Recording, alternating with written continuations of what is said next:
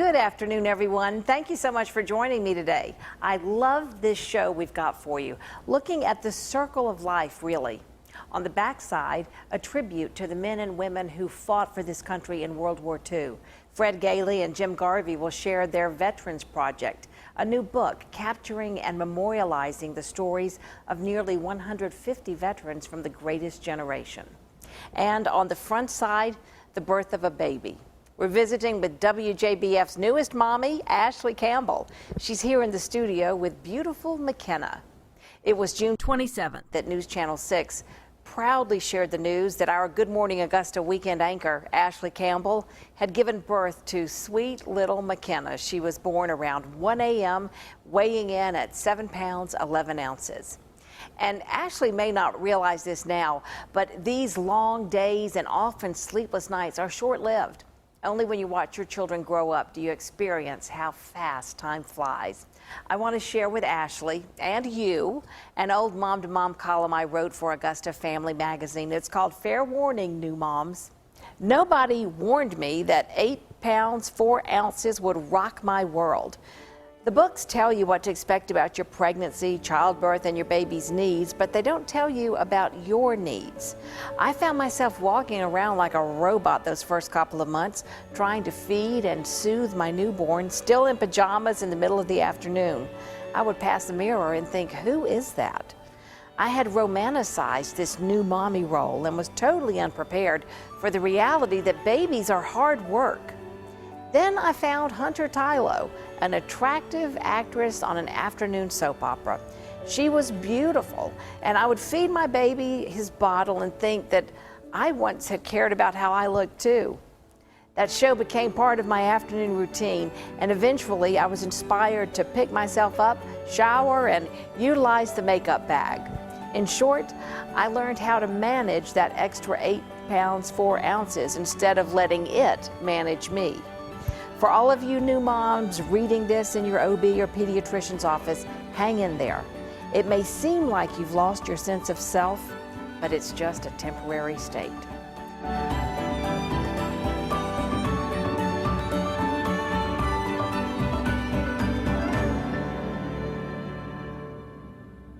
We'll be back with Ashley and McKenna after the break.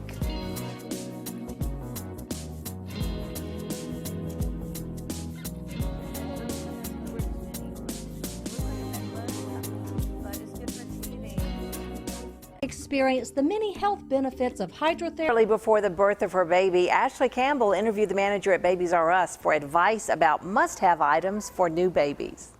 As I'm finding out, newborns do require a lot, and there are several must-haves to get before my little baby makes her debut.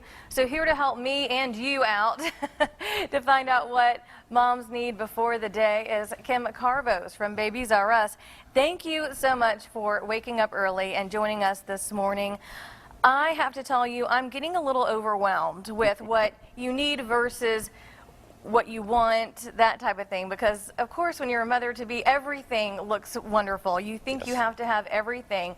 You brought some stuff with you. Let's go ahead and go through those, because these are like the necessities here. This is the Kiko car seat, and the neat thing about this is this will accommodate your child to up until they're 2 years old. Okay. And or 35 pounds. It's a rear-facing seat, and one of the beauties of this is that the seat can actually come out and switch from an infant seat Oh, with look the at flip that. of the switch to a toddler seat, and you're good to go. Oh, Okay. awesome. The other neat thing about this is that it'll actually go into the strollers. So it's got the click fit system. You can pull this out of the car seat base. It'll go into the strollers, and you are, for the mom on the go, such as yourself, it'd be a great addition to the family. I like that. Very versatile. Now, this is the Newbie Comfort bottles, and the beauty of these things are that 40% of your children will actually develop colic or reflux within their first 3-4 months of birth.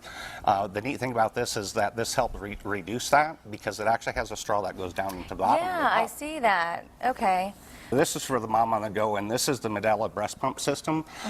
Nice thing about this is that actually does come with a cooler storage bag, as well as several bottles, and it's portable. It's designed for a single person use so that you can use it without any assistance, and for the mom on the go, it allows you to go into a feeding room and or a pump room, and you can go ahead and have everything ready for your baby when they need it. And as promised, Ashley Campbell is here with me right now in the studio. Ashley, it is so good to see you. I know, it's so good to be back. I feel like I haven't been here in almost a year. It's been a few months, so thanks for having me. Kind of get me back used to things, you know? Before you come back to work, get you back into the groove. Yeah. It's so funny probably for you to see yourself doing that interview pre-baby. Well, I was kind as to how you feel now post-baby. I was kind of laughing as I was watching it because I looked so excited. And of course, I am excited to be a mother, but it's not as easy as it looks. No, the boxes, he's like, all you do is just put the car seat here and this, and it latches on. It must have taken my husband at least 30 minutes to get that car seat working, and it comes with an instruction manual like that. And then the Medela, ladies, we just won't even get into that. That's definitely not as easy as it looks. Is that the breast pump? Yeah. Oh yeah. I was not a champion breastfeeder. I tried, but I was not the champion that my sister was. She could have fed a small country. It worked for a little while, but then finally we had to give it up. Yeah, but when I did, it was just because the babies were starving and fussy. And once I began supplementing with formula, it was a different ballgame. Yeah. I know we're still trying to find a formula that really fits her, because as a newborn, I didn't realize just how gassy you can get and all the different formulas that they need. So I think we've got it on track. She's sleeping a lot better than she was before. That's something else I didn't really expect. Our producer warned me. She's like, get sleep now because you won't be having sleep for at least the rest of your, 18 or the rest years. of your life. Yeah, and now I'm like, she was right. Yeah, you never sleep the same. No, never the same. And isn't it funny how, I mean, maybe not funny, kind of scary. I thought with my first one that I was just going to be psychotic or something, because I felt like I was always trying to comfort this baby. Yeah. And when he would go to sleep, I would just, so many times I would just fall asleep in his room or just sleep on the floor by the crib, because I knew in a matter of minutes he was going to be up again.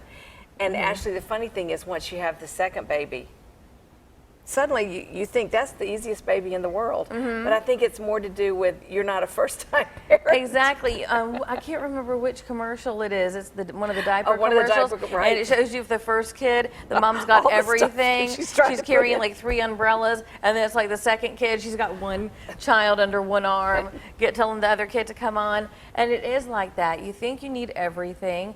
And when the baby's born, she's up every 2 hours. And then I couldn't get peaceful sleep. I was too worried. I'm like, what if I go to sleep and I can't hear her? And you can't hear, right. Yeah.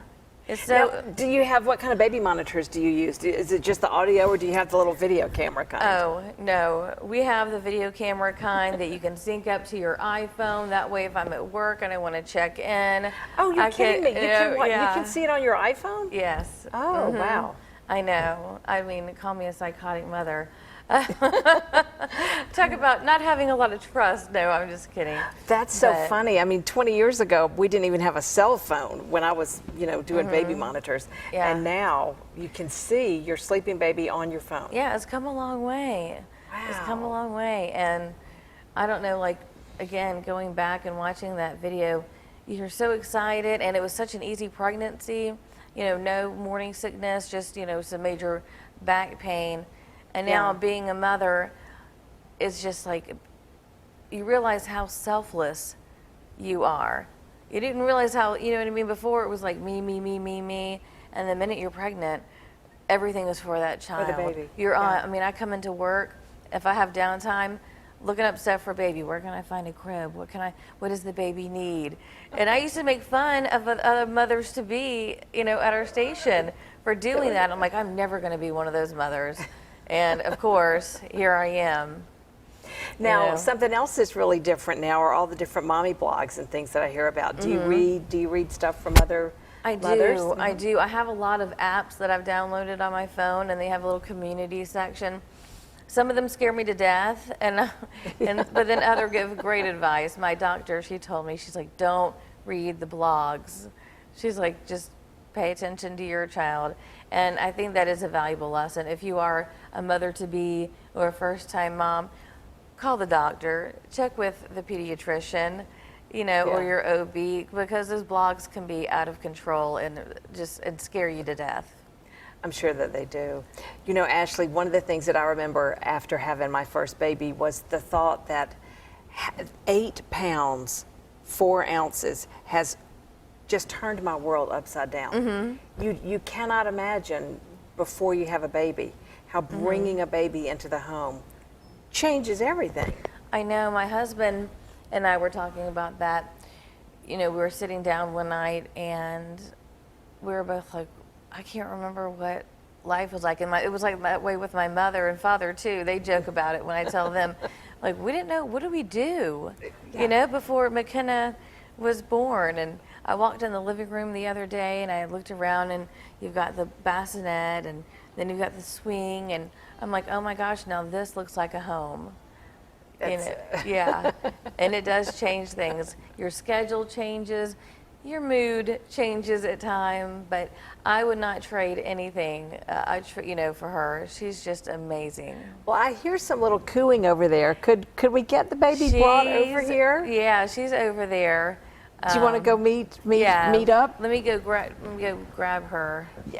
They don't want to be on camera, but No. both grandmothers are here with Ashley today. So you They're can go ahead and camera grab shy, her. yeah. I'll go She's grab got her. awesome support having family here. And I know that is a tremendous help. And one is a first-time grandmother, so you know she's mighty happy to help out whenever she can. And I'm just so excited for you to see this little baby. Ashley's bringing her over here right now. She is beautiful. She's got dark hair just like Ashley does. And Ashley, I must say, you have just moved right into the role of mommy just seamlessly. So we have just about a minute left where we can just ooh and ah over little McKenna. And of course she's asleep. Beautiful. Oh, she is so beautiful. She's got her little head flamingo. full of hair. Oh, let's see the little outfit. See if the we can little get her unwrapped. flamingos.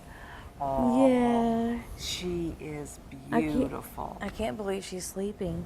She's got such pretty eyes. I wish she would open up, but of course, all parents say that about Would their you consider children. pinching her or something to wake her up? Hey, McKenna. McKenna. Mommy And that's why loves they say you. sleeping like a baby. Yep. When they do yep. sleep, they really can sleep. Yep, can't and the they? minute I leave here, she's going to be wide open. Yeah, and sure, as soon as we cut away to a commercial break, she'll wake up. Well, she is beautiful, and it is so wonderful to see you, and thank you for letting her make her little debut here on the Jennie Show. Well, I appreciate it. I just wish she was a little more lively like we are, but not everybody's born for TV and the camera, right? Well, everybody can follow a lot of your cute pictures you post of little McKenna. Oh my gosh. She's adorable. I post all the time, all the time. Well, Here she is. there she is. And Well, I gotta tell you we're- this, Jennie. Look, it looks like a necklace, Uh-huh. but it's good for teething, and that's what it's for. Oh, hold it down there so we can see it. That's a Yeah. teething ring. Yeah. How neat is But that? it's jewelry, yeah, and it Yeah, even but it's rattles jewelry. a little bit. Oh, I love it. And you can just keep adding them on and on and on. Well, Ashley, thank you for being here. Oh, and thank thank you you for for bringing inviting lovely me. little McKenna. Yeah, say pleased to meet you. We'll be right back.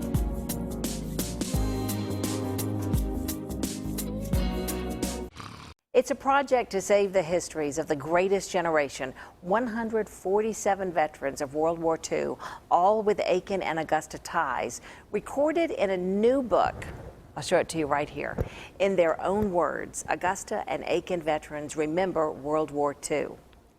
Fred Ghele and Jim Garvey are with me right now. And gentlemen, this was no doubt an intensive labor of love because you narrowed these 147 stories down from, what did you say, 800? Almost 850. Oh my goodness. Starting in the year 2007, so we're at the completion of 10 years of volunteer work with 75 interviewers, about 25 support persons, and then our 3 professors decided it's time to put this into a record that will be permanent, a book that you see here on the table. Well, when we're speaking of professors, I guess you would have something to do with that, Jim. Oh, I would be 1/3 of them probably. Yes, and the other 2 are Hubert Van Tool of the History Department at Augusta University, and Doug Higbee, English Department at USC Aiken. So all 3 of us share an interest in history and in writing, and when we became involved in the project, which at that point was merely this interviewing process and sending the DVDs off to the Library of Congress and giving them to the veterans and putting one in the library, we thought that not many people would know that was going on, and not many people would avail themselves of the opportunity to watch these videos. So we thought a book is the way to go. If we could distill all these into a book and then make the book available, then these stories and these vets would be in people's consciousness, in their homes, and they would remember them forever. So, not knowing exactly what we were biting off, we said, hey Fred, this ought to be a book. Let's make a book out of this. And there's the book. So I remember when the interviews were happening, and Jan Hicks was, like you said, she was your main interviewer. She was she was one of 75. Yeah, really. one of 75. But she was at the top of the list with over 100 successful interviews, all done by herself at the time at the Augusta Prep School. Right. She was the headmaster, I guess. And certainly with her military background and her military career, you understand her interest in this. Yes. But not everybody involved is military. No, I'm not a veteran myself. I was 1A for a year. I graduated right at the end of the Korean War, so at the time we had 2 children, the draft board gave me a pass. But I've been interested in this time in history my whole life. And as this generation dies out, the urgency, of course, became to get their stories. Well, that's the thing that I find so remarkably fortunate, and it's really Fred's doing. We got this project down at the last possible moment it could happen.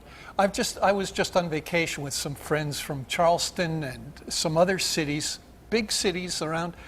They haven't done anything like this. Their veterans are dying just as ours are, and they do not have the stories. They don't have the Veterans History Project, not just a book, but they just don't have the record that we have here in the Augusta-Aiken area now. So we began really at the last possible moment. It breaks my heart to think of all the guys I knew who were veterans of the war who died before we ever got into this process, because in my head, I've got dozens of stories from conversations with these men, but they did not survive to be interviewed. With the book. Yeah. Right. Well, and it reminds me of what I was saying to you gentlemen before we got started. My dad, who served in World War II, would love something like this. He would be so interested in it. But he died before, I think before I took an interest enough in really getting him to tell me his stories. It wasn't something he liked to talk about a lot, but I wasn't interested enough to really work at it. So I think this is wonderful, and the families of these men and women will always be so appreciative that it's documented. Yes, they will. That it's there. Yes. Now, how can people get your new book in their own words? All right, basically it's available at the offices of the Historical Society on campus at Augusta University.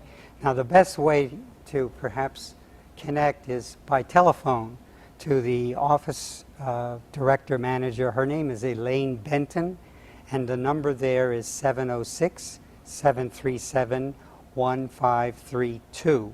Now she's there 2 days a week, only Wednesdays and Thursdays, but if someone were to call on a Monday or a Tuesday or a Friday, leave a message and go from there. Fred is not exactly the most media savvy guy in the world, the most digital guy. There you go. What else you can do is you can go to the website, which is thearches.org, and Arches is Augusta Richmond County Historical Society, so it's just ARCHS.